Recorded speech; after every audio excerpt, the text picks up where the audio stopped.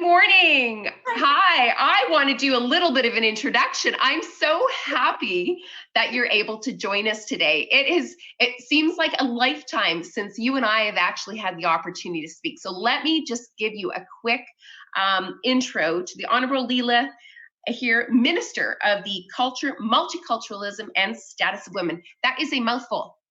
I prefer to say Minister Status of Women, and we know that Status of Women stands for inclusivity, correct?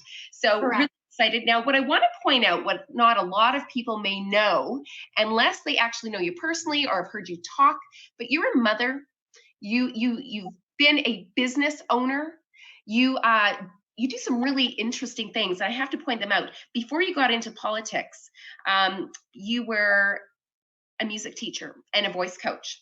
And I was almost hesitating going, maybe we would have you come back and give us a little sample of that. But you've instructed in 7 languages.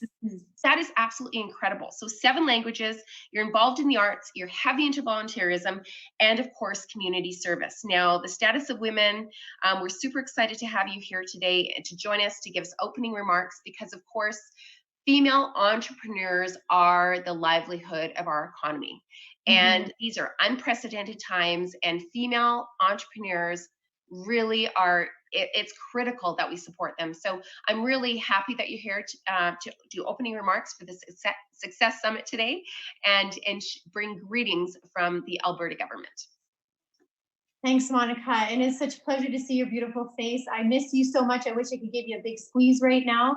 I certainly don't have all of the cool equipment that you have going on in your studio. It's just me and my iPad here. But I have to say the profound impact that these Zoom calls and everything has had and the amount of work that we're actually able to get done under these circumstances has been very, very neat. It's actually one of the things I want to talk about today. And I have say though, Monica, I'm so excited to see the directory that is being developed by the Universal Women's Network.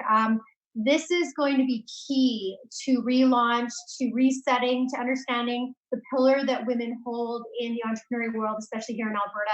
You know as well as I do the incredible amount of women entrepreneurs we have per capita here in Alberta, even versus the rest of Canada, which is at the top of basically of countries for women entrepreneurship. And we'll talk a little bit about some of the resources that are available. But one of the things that I found really interesting when I was looking at some of the work that you're trying to do, what you're trying to accomplish, is that there's a large gap in the desire for women to start business and what they're able to do, and actually being able to be seen and be viewed and to know who they are, the ownership pieces, all of that. And so there's a couple of things that I'd like to chat about with you today, just from the perspective of having been an entrepreneur myself previous to the privilege of being able to represent you here in the government. But I mean, you and I both know the grit and the determination and the passion it takes. I know a little bit about your personal story, so I suppose I'm a little bit more attached to who you are as a human and what you've been through in your personal journey. Those stories and who we are as human beings is ultimately what connects us to the people that we serve, the customers that we have. Women are exactly what we're pre-positioned actually to come back and to relaunch in a very unique way because we care so deeply. And we're going to have a very different and unique connection to our customers going forward, because not only are we going to be taking care of the need or the niche or whatever it is that we've found within the market in order to be successful, but now there is also a mental stigma about being out in public. We're a little bit nervous, we're scared. I don't know about you, but I hug everybody who comes into my presence. And so trying to figure out ways to communicate with people about how I feel about them truly in a way that is still, communicates that, but is safe. So we're having to redefine how it is that we bring customers back into our businesses, the relationships that we have, but also making sure, Dr. Dina Henshaw always says this, is what are you doing to protect those you love, right? How are you within our businesses going to make sure that you have the experience, that you're coming in, that you're coming back, that you have return business, but also that you're keeping folks safe while they're in your space. It's a huge new piece of what's going to be in our normal as we go forward. And so, the hard work and personal sacrifice and investment of time and energy are all of those things. But we also now have to consider all of that and how it is that we're going to run our businesses with different numbers may be coming in. Some of us, it's a numbers game, how many people come in your door, others, right? So we have to try and figure that out. But you know as well as I do, we're well pre-positioned for that as women. We understand that intuitively, it's part of who we are. I think if anything, this is our time to even come more forward than in the past. And the directory is going to be a huge help in connecting women. I wanted to talk a little bit about that as well too, is that if you look at, like we declared Women Entrepreneurs Day last year on November 19th. And it was a really amazing day for Alberta because not only did we acknowledge through a declaration the incredible work that is being done by women in this province, but it was an open door saying, look at this, support women, hire women. What is the culture that you are bringing forward? How is it that you're interpreting your world? We are 51% of the population, Monica. 51%. Whether that's government or businesses or CEOs, I personally need to see myself reflected in the companies and the people that I'm working with. And I need that culture to reflect that. It's a huge responsibility. And so we want to say to women entrepreneurs that this is your time. This is your reset. If you look at organizations like the Alberta Women's Entrepreneur, ATB, organizations like that, that specifically have loans working with women's companies based on ownership and based on the amount of women you have working for you and how it is that you run your business, this is exactly what we're trying to do, is to promote that and make sure that those supports are there, along in partnership with government as well too. And you know, if you look at resiliency, right? Resiliency is something we talk about in small business all the time. Finding what it is, that marketability of what it is that you're trying to sell. Intuitively, we have that ability to do that, but it's not always easy to understand how to take that and then monetize it. That's why we're looking to organizations like your own to figure out, how do we take this great idea? Who can we go to for support to help us start our businesses? How do we connect at a level to make sure that people understand that we own our businesses? And then further to that, how is it that we make sure that we're making an impact in that world? And then also doing shout outs to other women businesses. And, you know, we say shop local all the time. Absolutely. But there is also an impetus to make sure that we're really supporting other women in their businesses. And I'm in Chestermere. And so every second household has some sort of little business that they're running. And it's really quite overwhelming to see the amount of women that support each other. And there's little women groups that break out all the time that talk about it. And it's actually working in collaboration with everybody in those communities. But we have the passion and the drive to do that. And I think one of the questions that we need to answer at times is, what are the barriers? What are stopping us?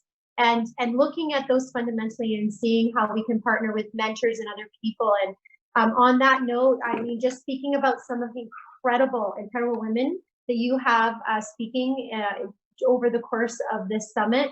I'm just reading off my notes here, but like Victoria Lennox, right? You know, she's talking about ethical, sustainable, safer future through technology. Right now, what have we done for the last 7 weeks? I'm the most tech unsavvy person that I know, but I'm sitting here talking to you on an iPad in a room far away from you, being able to communicate to how many ever people that I have the blessing of participating in with you today, to be able to bring these messages. And this opportunity this has changed the way our world functions. Think about your reach. Our reach has completely altered and changed as a result of the crisis. And you know, I say this with everything that I believe, the losses that we've incurred through this COVID, the loss of life, the absolute fear of not knowing how to participate in the world. How do we relaunch? How do we move forward? All of those things are very true. But what we did learn is that we know how to survive in this specific space. And how do we go forward? And how do we relaunch? And how do we make our world better as a result of that? And hopefully put up walls of protection around the people that we love, so that they are continuing, so that vulnerable populations can continue to be safe in this. But we still have to find ways to communicate. One of the things that I learned throughout this as being an elected representative was the necessity to communicate on a regular basis and keep those lines of communication open at all times. So, you know, we were talking about family, and we we have this Healthy at Home and an organization, and we're doing a thing to help out with artists. So all of those things were huge connections. And so the women are going to lead the way. And one of the things that I wanted to say is that when you speak with other women who are considering starting a business, tell them that they're worth it. Tell them that they are everything that matters in the world, and that their compassion will lead them through success. But you end up with a very demanding boss, because she's going to make you work all day and long weekends. She's going to even deny you vacation. She's going to worry all the time about whether or not you're making the right moves.